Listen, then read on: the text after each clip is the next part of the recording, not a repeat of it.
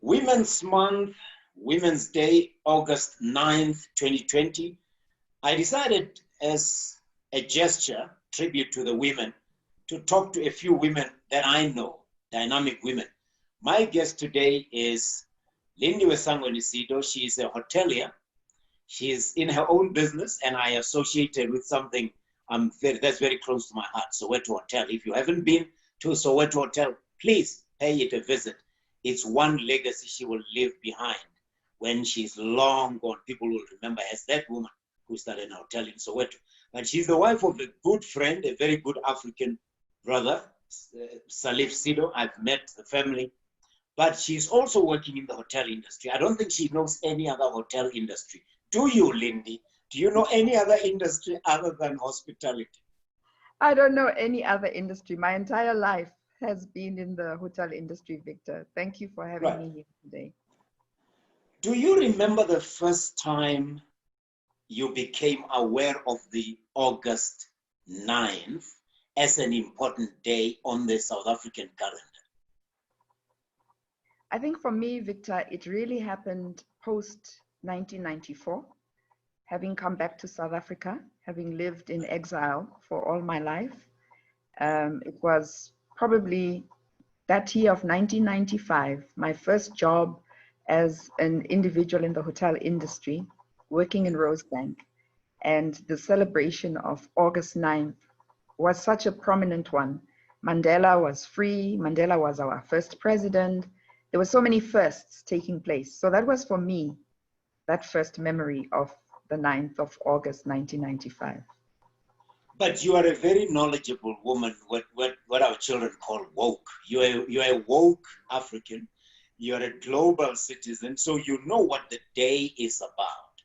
If the women of 1956 were fighting anti-apartheid struggles, and they were trying to do away with past laws and all that, what is your own journey? In other words, what struggles did you have to overcome? Well, the first struggles that I ever recognized would have been the struggles of my mother, my aunts, and the women that I grew up exposed to. So women like Sophie de Bruyn, women like Meg Gertrude Shope, women like Lindiwe Mabuza, women that really in those days to us were just aunties and sissies and big aunties. I grew up with them. I lived in Zambia as a child. My parents left South Africa long after, when they had just gotten married. They left and moved and emigrated, if I can call it that, and settled in Swaziland, but later on in Zambia. So in Zambia was my real first exposure. That was where the ANC was headquartered. That was where we were politicized as children. We met and rubbed shoulders with aunties and uncles who were not heroes or who were not celebrities. They were human beings who were waging a war, liberation struggle fighters. And all these women I mentioned bore, Auntie May McLean, women like, as I mentioned, Gertrude Shope, were women who we saw coming in and out of our lives. And they were slowly teaching us what the role of women had been in the struggle. The war of against apartheid started long before my time. And so we would hear the stories of the Freedom Charter. We would hear the stories of the march in 1956 when the women went. And we would hear it first, being told by the people who were actually there, firsthand.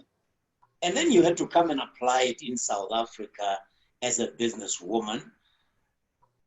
How has that been like, building an hotel in Soweto? I mean, let's remind people, yours was the very, very first, and at a place like the Walter Sisulu Square of Dedication. So there were many strange things. Building a hotel in Soweto, the first step was just getting through what they called the tender process, which I didn't even recognize as a tender process. It was an advert in the paper, and it said, if you were Black, female, and you had expertise in the hotel industry, you can apply to come and open a hotel in Kliptown, Soweto. And I checked all those. The only thing I didn't have was the money.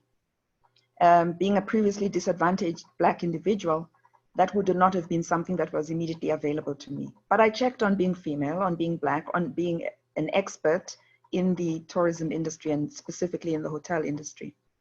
I was with a group of individuals. We applied and we jumped through all the hoops, and I was the successful bidder. And by virtue of all my qualifications and attributes that I've mentioned, I was able to muscle funding from the Industrial Development Corporation. For me, the courage that I now look back, when I look back, I say, wow, that was pretty courageous. It was crazy. I came to your hotel in 2007 and I thought, these women are crazy. Yeah. Looking back now. You go and settle in Soweto to do business, and you've never grown up in Soweto. And the people in Soweto are saying, Ubangelo, who is this? Yeah. Where does she come from? Yeah. And then you realize that even amongst your people, you are still a stranger. Wow. You may have all been on the same side, waging the same war against apartheid. But now when you come back into the milieu, you now have to start, before you even operate, you need to prove your credentials as a Black South African woman. And that was quite a journey. We are dealing with gender-based violence today in South Africa on a scale not seen before. You grew up with your father, a brilliant man. I've met him. I've had the honor of meeting him. A diplomat through and through, but just a gentle African. What do you think we're going to need to do, if you could do one thing, to counter gender-based violence? We need to go back to the family structure in South Africa. Fighting and waging a war against apartheid tore that apart. People were separated from families. Mothers and fathers were imprisoned. Children, youth, skipped the country. Others were, underground, and families were torn apart. We've never really spent time, I think, going back to what the moral fiber is of a family. There is a dysfunctionality in families. I would, if I could start all over again, just focus on the work of socialization and bringing families back together, where fathers are respected, where a father drinks in the house quietly and calmly and doesn't overdo it, where mothers are respected, where the mother's opinion counts. And if we could, as South Africa, really stop and pause and take time in building families, then communities, I truly believe that we could then begin to start looking holistically together with men and women at how to eradicate gender-based violence in our homes. Wow, that's a beautiful message. Let's close with a very curiosity story of mine. The woman in the picture, who's that? The woman in the picture is my mamezala.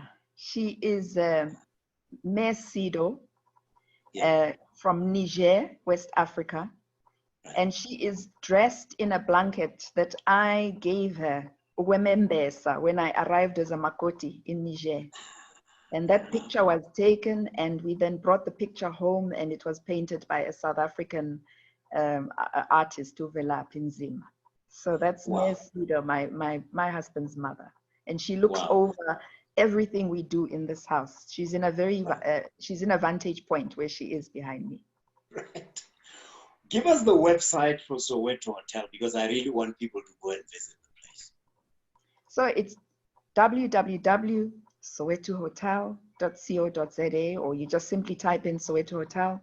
Little hotel, 48 rooms, 2 conference rooms, a meeting room that takes up to 50 people, a restaurant that we call the Jazz Maniacs, located at the Walter Sisulu Square of Dedication, where the Freedom Charter of this country was adopted many, many years ago, June 26, 1955. Lindi Sangweni-Siddo, thank you very much for joining.